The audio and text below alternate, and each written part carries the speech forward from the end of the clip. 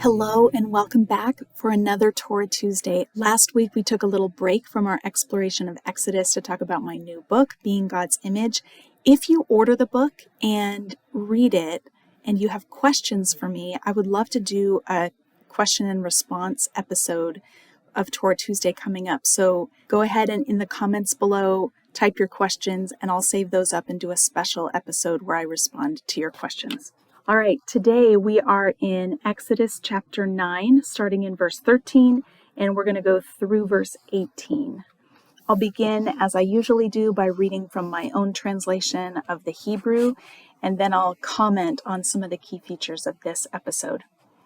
We are beginning in the third cycle of signs and wonders, so you'll notice that it contains, because this is the first sign in the third cycle, it contains many of the similar elements that we saw in the first sign and in the fourth sign. So in that vertical column on the mental chart that we're putting together.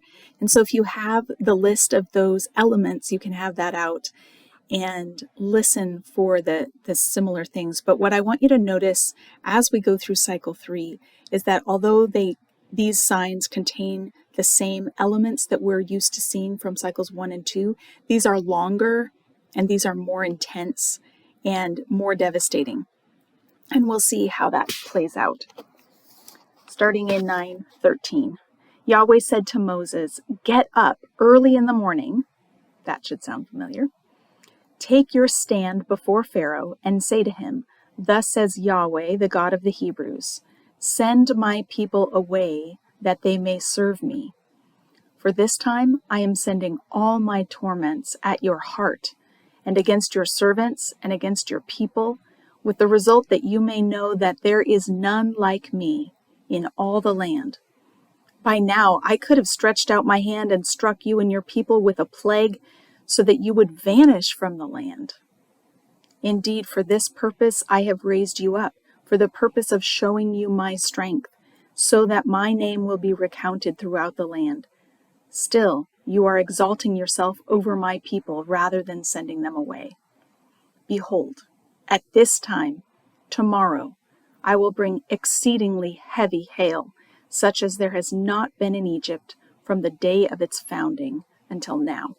All right, so what we'll notice in cycle 3 is not just the impact on the earth, but also on the heavens.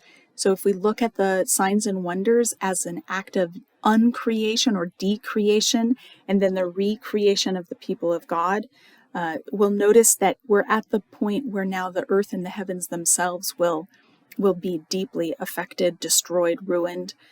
And this particular sign of hail is going to wreak destruction on the earth. In this sign, Egypt is immobilized before the power of Yahweh. It's as though Yahweh has said, okay, I have been patient and I have been gentle. I've caused inconvenience. I've been trying to get your attention in the least destructive ways possible, but you are not responding. So I'm going to have to pull out all the stops. In this sign, he is, in effect, kicking him where it counts.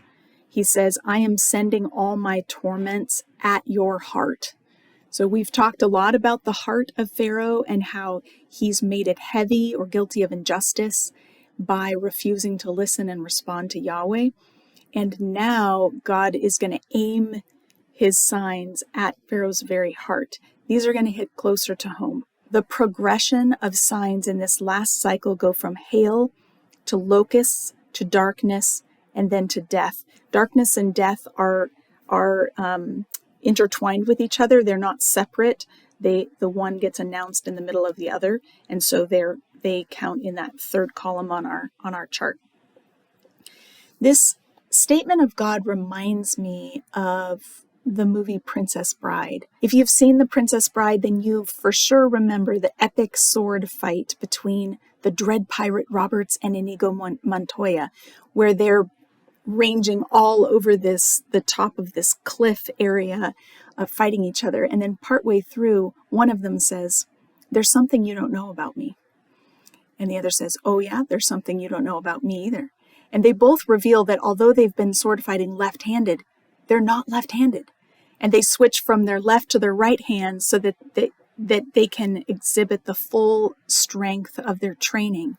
And that's exactly what happens in the third cycle of signs and wonders. Yahweh says, I've been playing with one hand tied behind my back. And now, because you've been so unresponsive, I have no choice but to display my full strength. So we'll see in next week's video more language about God's hand. But for now, you can just think of God's been playing left-handed through the first of these signs and wonders, and now his strength is going to be unleashed on them. He says, by now I could have stretched out my hand and struck you and your people with the plague. That's a really interesting statement. I've been avoiding using the word plague because although we often call these the 10 plagues, the Bible refers to them as signs and wonders, and it doesn't count them. And I believe there are 12. So I've been talking about the 12 signs and wonders. But there's one exception to that we talked about not so long ago, and that is the plague that comes on the livestock. And that's using the Hebrew word deber. And that's exactly what we have here in this sentence. God says, by now, I could have struck you with the deber. He's, in a sense, saying, I aimed at your livestock last time, but don't think that that was because I lacked the ability to target you directly. Now that God is aiming his energies at Pharaoh's heart himself, he's warning that this could result. There's a warning of a more ominous result. Your livestock died, and you push me far enough, and you're going to die. It's a very powerful statement. There's a couple of purpose statements in this paragraph. One is the purpose of these signs is the knowledge of Yahweh's incomparability. He says there's so that you will know there is none like me throughout the land. In Egypt, there are lots of deities who are being worshipped. I have a whole book of a catalog of gods and goddesses of ancient Egypt. But Yahweh wants everyone to know that none of these so-called gods can measure up to his power. The other purpose is to show his strength so that Yahweh's name will be recounted in the land. This is fun to put alongside the observation we made in chapter 1, where we were wondering, which Pharaoh is this? And puzzling over the fact that Pharaoh is never named in the book of Exodus. And I think this is why. Yahweh wants his own name to be proclaimed. And by only referring to Pharaoh by his title and not by his name, it's a sort of demoting him or erasing his memory. So the purpose of these dramatic signs and wonders is to make Yahweh's name known. Now, just a couple of last comments on the last sentence. He says, at this time, tomorrow, I will send hail. We've already talked about how the word tomorrow is associated with judgment in the signs. I'm not going to sing for you again today, but if you want to hear me sing, you can go back a few weeks and listen to me sing about tomorrow. He says he's going to bring heavy hail, which corresponds really nicely to the heavy heart that Pharaoh has cultivated. He's been guilty of injustice, and now he's going to reap the rewards of that injustice in heavy hail. Finally, he says, such as there has not been in Egypt from the day of its founding until now. That phrase, the day of its founding, is an Egyptianism. It's common in Egyptian texts, and it refers to a time in the very distant past when the gods appointed kings to rule. So there's a divine appointment of kings, and the job of these kings would be to maintain order over Egypt. And the kings of Egypt were actually called by the title founder of Egypt. So what God is about to do is to mess with Pharaoh's title as founder of Egypt and the attendant responsibility he has to maintain order. God has already been disrupting that order to a large degree, but it's going to get significantly worse in the third cycle. He's going to disrupt things so that it's shown that Pharaoh is not operating with divine authority. So the attack on Pharaoh is going to be more direct and more devastating because he refused to respond to God's milder warnings that have already passed. God has to take things up a level. So next week, we'll look at the actual torment itself, the coming of the hail, and we'll consider how that all plays out. In the meantime, have a great week.